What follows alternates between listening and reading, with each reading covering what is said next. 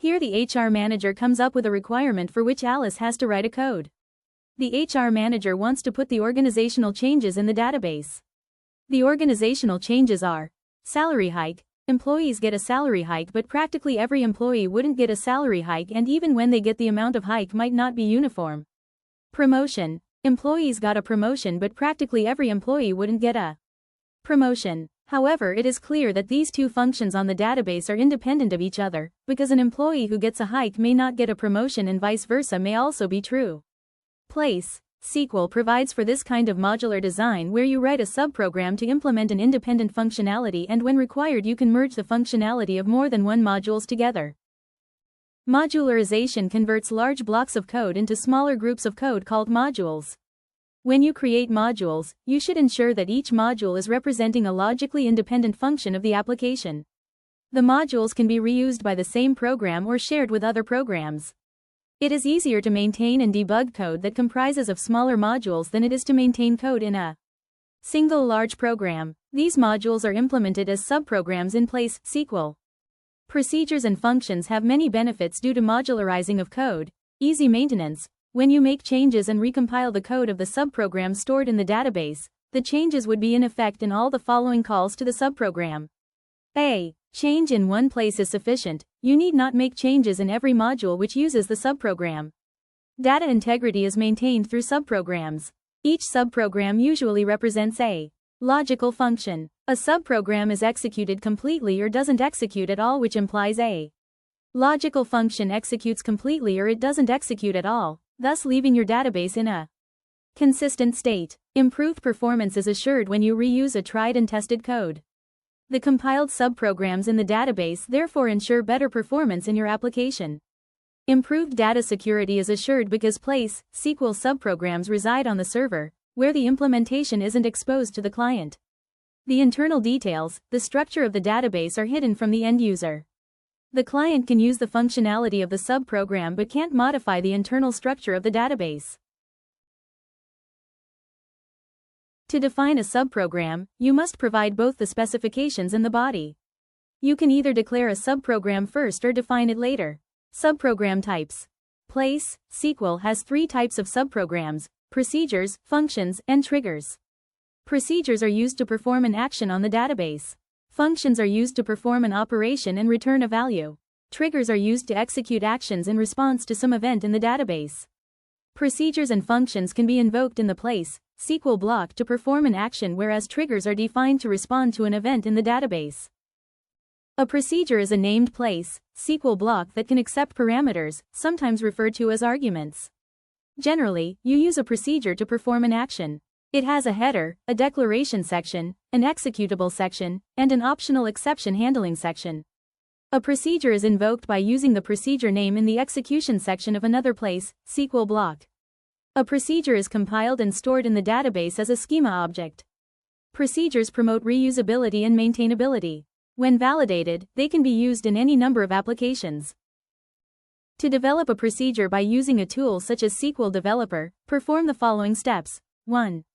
Create the procedure using SQL Developer or SQL+. 2. Compile the procedure. The procedure is created in the database on compilation. The create procedure statement creates and stores the source code and the compiled M code in the database. The compilation process can be GUI-based as in SQL Developer, or as in case of command line interface such as SQL+, you can compile the procedure like any other command. 3. If compilation errors exist, then the M code is not generated and you must edit the source code to make corrections. You cannot invoke a procedure that contains compilation errors. You can view the compilation errors in compiler log of the SQL Developer, SQL+, when you compile the code. 4. After successful compilation, execute the procedure to perform the desired action. You can run the procedure using SQL Developer GUI or use the execute command in SQL+.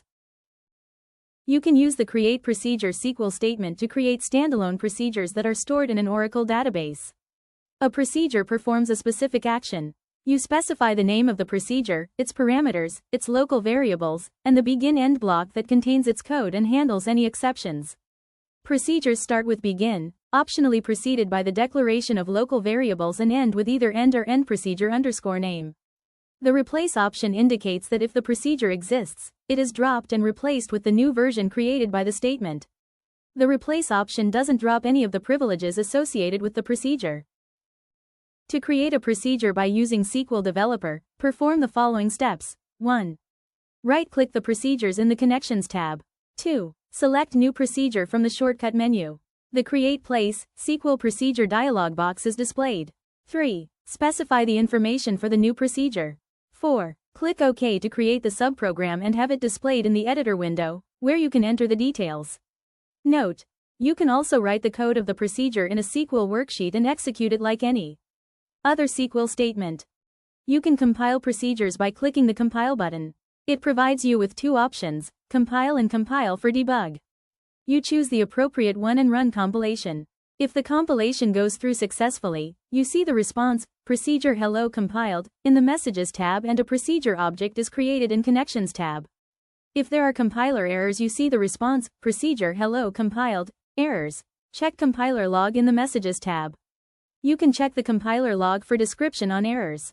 You can fix the errors and recompile the code. You can invoke procedures by using anonymous blocks. Another procedure or place, SQL subprogram. Execute command with procedure name at the command prompt. In the slide example, the hello procedure is called to raise the current salary of employee 176, $8,600, by 10% as follows. 1. Right-click the procedure name in the Procedures node, and then click Run. The Run Place SQL dialog box is displayed. 2. You see that the procedure hello is enclosed in an anonymous place SQL block for execution. 3. Click OK. SQL Developer runs the procedure and displays hello class. Parameters are used to transfer data values among the calling environment and the procedure, or subprogram. Parameters are declared in the subprogram header, after the name and before the declaration section for local variables. Parameters are defined with one of the three parameter passing modes, in, out, or in OUT. An in parameter passes a constant value from the calling environment into the procedure. An out parameter passes a value from the procedure to the calling environment. An in-out parameter passes a value from the calling environment to the procedure and a possibly different value from the procedure back to the calling environment using the same parameter. Formal parameters are declared in the parameter list of a subprogram specification. In the procedure definition of raise_sal, the variable p_it identifier represent the formal parameter. The actual parameters can be literal values, variables, and expressions that are provided in the parameter list while calling a procedure. In the procedure call, the raise_sal procedure is invoked with a value of 100, which is the actual parameter. The parameter mode in is the default passing mode, that is, if no mode is specified with a parameter declaration, the parameter is considered to be an in parameter. The parameter modes out and in-out must be explicitly specified in their parameter declarations. The data type is specified without a size specification. It can be specified as an explicit data type using the %type definition, using the %row type definition. The in parameter mode is the default mode if no mode is specified in the declaration. The out and in/out parameter modes must be explicitly specified with the parameter declaration. A formal parameter of in mode cannot be assigned a value and cannot be modified in the body of the procedure. By default, the in parameter is passed by reference. An in parameter can be assigned a default value in the formal parameter declaration, in which case the caller need not provide a value for the parameter if the default applies. An OUT or in-out parameter must be assigned a value before returning to the calling environment. The out and in-out parameters cannot be assigned default values. In the example, the procedure accepts an employee ID as input parameter.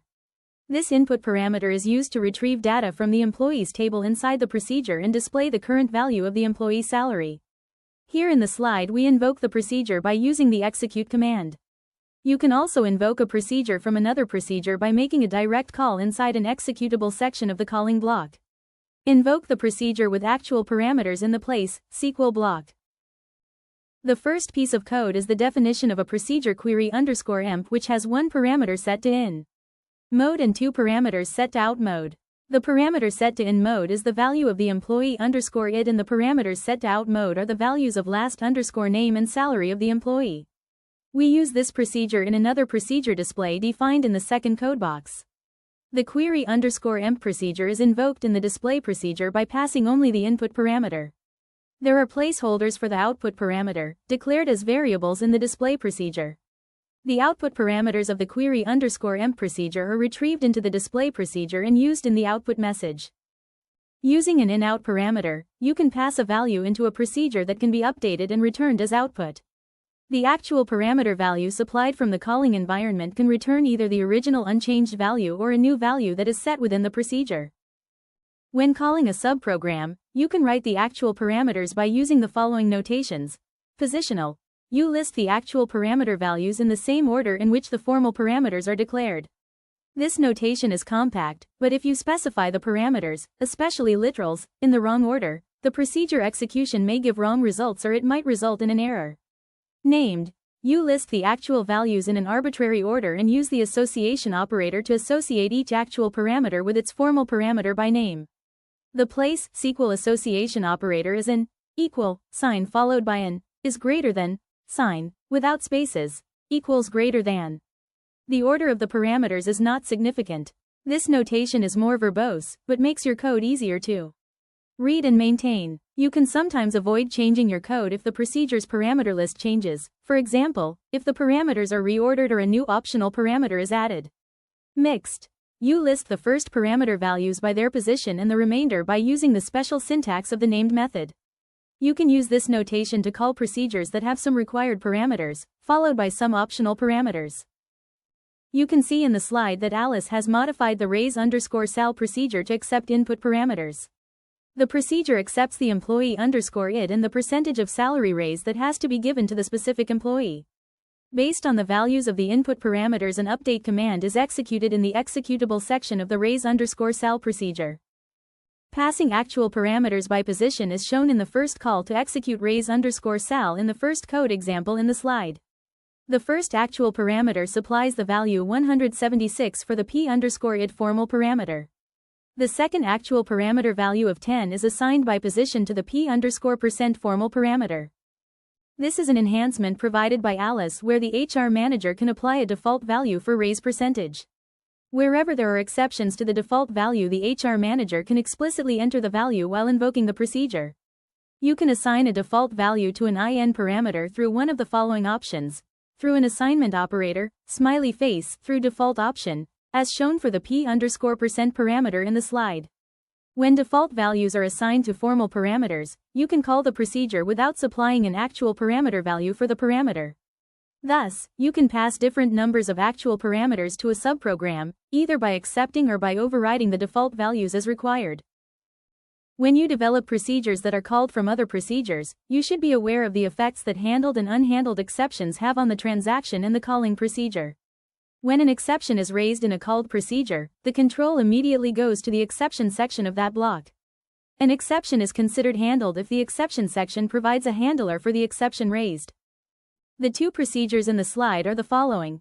The add_department procedure creates a new department record by allocating a new department number from an Oracle sequence, and sets the department_name, manager_id, and location_id column values using the p_name, p_mgr, and p_lock parameters, respectively. The create_departments procedure creates more than one department by using calls to the add_department procedure. The add_department procedure catches all raised exceptions in its own handler. As discussed earlier, when an exception is raised in a called procedure, control immediately goes to the exception section of that block. If the exception section does not provide a handler for the raised exception, then it is not handled. The following code flow occurs. 1. The exception is raised. 2. The block terminates because no exception handler exists. Any DML operations performed within the procedure are rolled back. 3. The exception propagates to the exception section of the calling procedure. That is, control is returned to the exception section of the calling block, if one exists. If an exception is not handled, then all the DML statements in the calling procedure and the called procedure are rolled back along with any changes to any host variables. The code example in the slide shows add_department_noex, which does not have an exception section. In this case, the exception occurs when the editing department is added. Because of the lack of exception handling in either of the subprograms, no new department records are added into the departments table. When a stored procedure is no longer required, you can use the drop procedure SQL statement followed by the procedure's name to remove it as follows. Drop procedure _name. You can also use SQL Developer to drop a stored procedure as follows. 1. Right-click the procedure name in the Procedures node, and then click Drop. The Drop dialog box is displayed. 2. Click Apply to drop the procedure. The source code for Place SQL subprograms is stored in the data dictionary tables. The source code is accessible to Place SQL procedures that are successfully or unsuccessfully compiled. To view the Place SQL source code stored in the data dictionary, execute a select statement on the following tables. The user_source table to display Place SQL code that you own. The all_source table to display Place SQL code to which you have been granted the execute right by the owner of that subprogram code. To view a procedure's code in SQL Developer, perform the following steps. 1. Click the Procedures node in the Connections tab. 2. Click the procedure's name. 3. The procedure's code is displayed in the Code tab as shown in the slide.